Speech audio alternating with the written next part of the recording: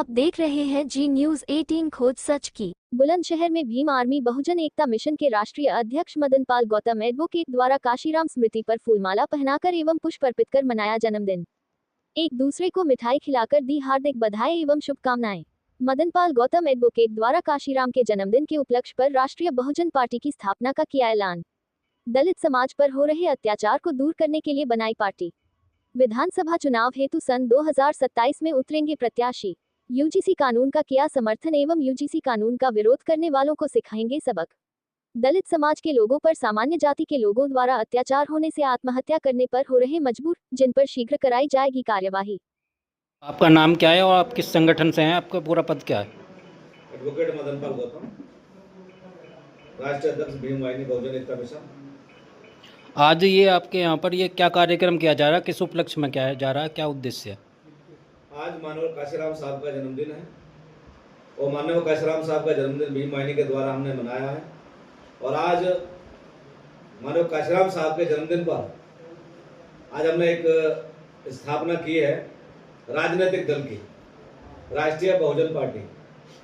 और राष्ट्रीय बहुजन पार्टी मानव काशीराम साहब के जन्मदिन पर इस वजह से आज हमने घोषणा की है कि आज जो देश के अंदर और प्रदेश के अंदर जो हालात हो रहे हैं और उन हालातों के तहत आज हमारा समाज जो पिछता जा रहा है, आज अत्याचार हो रहे हैं, अन्याय हो रहा है, बहन बेटियों के साथ में अन्याय अत्याचार हो रहे हैं, समाज के साथ में अत्याचार हो रहे हैं, उनको दूर करने के लिए नई स्थापना किया जाना जरूरी है। यह आपने नया संगठन या राजनीतिक पार्टी है तुमने बनाई है, इसमें आप जो है चुनाव भी लड़वाएंगे, क्या करेंगे? हम पहला चुनाव 2027 का लड़ेंगे विधानसभा का, और विधानसभा चुनाव की तैयारी हम अभी से कर रहे हैं। और जो हम इस समय अपना जो हमारा जो राष्ट्रीय जो संगठन बना है, जो राष्ट्रीय पार्टी हमने बनाई है,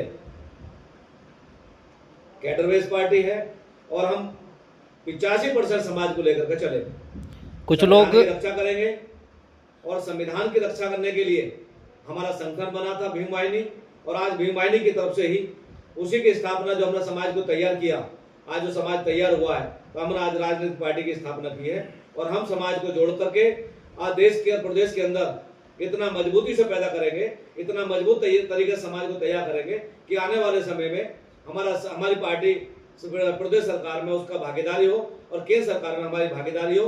और जब तक देश के अंदर 85% बहुजन समाज के लोगों की सत्ता में भागीदारी नहीं होगी, अत्याचार नहीं रुकेगा।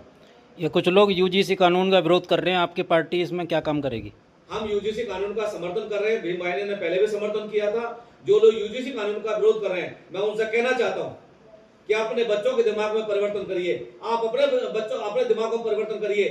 ये यूजीसी कानून उन लोगों के लिए है जो यूजीसी कानून का विरोध कर रहे हैं, उन लोगों के लिए है। जब हमको तू नहीं कहेगा तो कैसे हम उसके खिलाफ रिपोर्ट कराएंगे? जो तू कहेगा तभी तो उसके खिलाफ मुकदमा दर्ज होगा।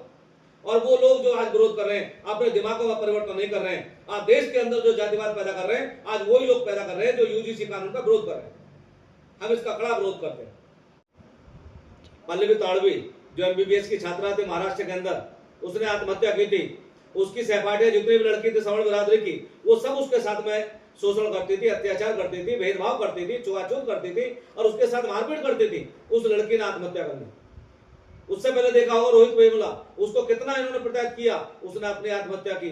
उसके बाद अभी देखा होगा देहरादून के अंदर जो हमारे इधर साउथ की थी लड़की, उसने आत्महत्या की है। और जो अभी आपने बताया राजस्थान का लड़का जो जैसलमेर है, वहां का वो गुजरात में सूरत के अंदर एमबीबीएस की पढ़ाई कर रहा था। और एमबीबीएस की पढ़ाई करने में ये यूजीसी कानून की वजह से मैं कहना चाहता हूं, एमबीबीएस की पढ़ाई करने में जो वहां के छात्र हैं, जो उसके सहपाठी सवर्ण बिरादरी के छात्र हैं, उन्होंने उसके साथ में इतना भेदभाव किया, इतना प्रताड़ित किया, इतना उसे छुआछूत किया उसके साथ में, और मारपीट करते थे उसे।